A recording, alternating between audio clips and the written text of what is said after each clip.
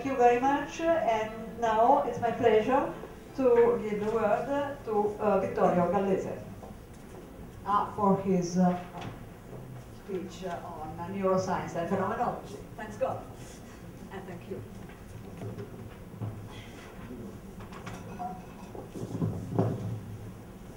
Good afternoon, and I'd like to start by really thanking Roberta De Monticelli and the Phenomenology Lab of Università Raffaele Milano for giving me the opportunity to be here and to take part in this very interesting and innovative for Italy enterprise, and we all believe that this is just the beginning of a continuous series of meetings where people from different disciplines, but nevertheless sharing the same questions. What differs is probably the language employed to articulate these questions. We'll have the opportunity, like we are doing during these 3 days, to meet and discuss.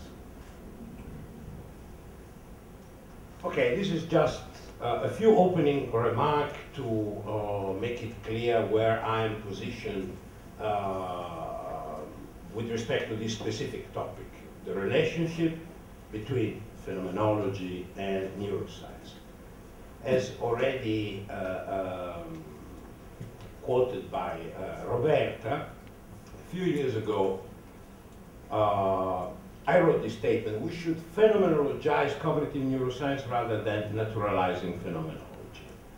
Both enterprises at first sight might look a bit spurious to, at least to the phenomenological tradition, which during the early phases of its development was very critical, certainly towards a particular approach which was meant to psychologize the content of our phenomenal world.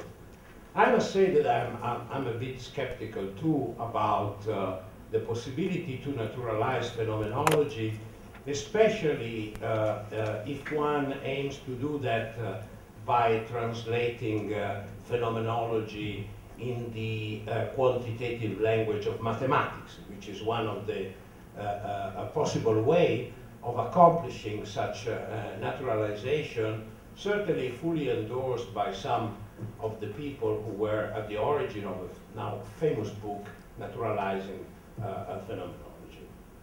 Why should we try to phenomenologize neuroscience?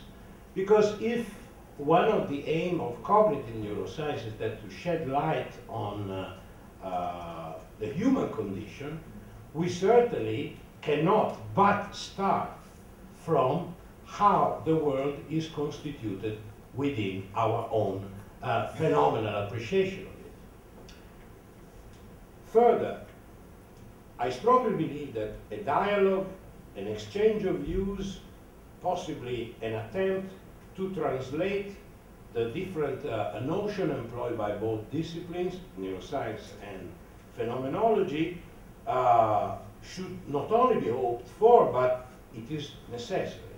Certainly it is necessary for the cognitive neuroscientist whose main topic of investigation is the notion of intersubjectivity.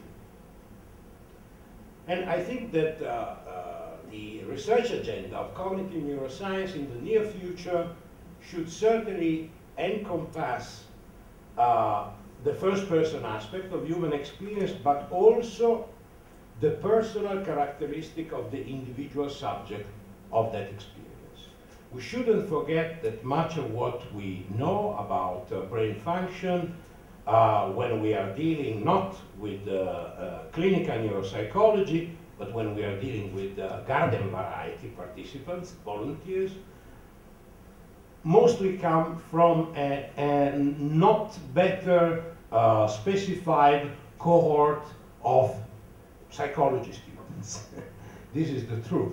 So I think we could do a lot more than that by trying to correlate brain function with the personal life history of the individual we are employing in the best of volunteer to inquire, to understand more about the relation between behavior, between the life of the mind and the contribution of the brain-body system.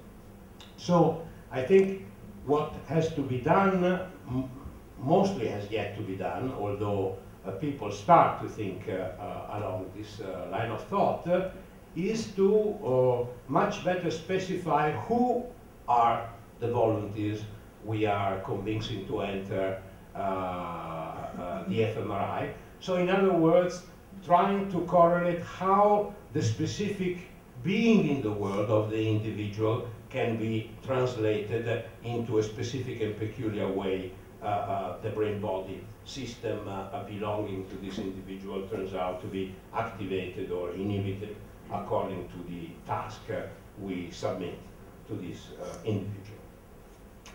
So the larger field I would like to enter now is that of the project of naturalizing social cognition. And we learned from Michele Di Francesco how we should envisage such enterprise. What do we mean by naturalizing?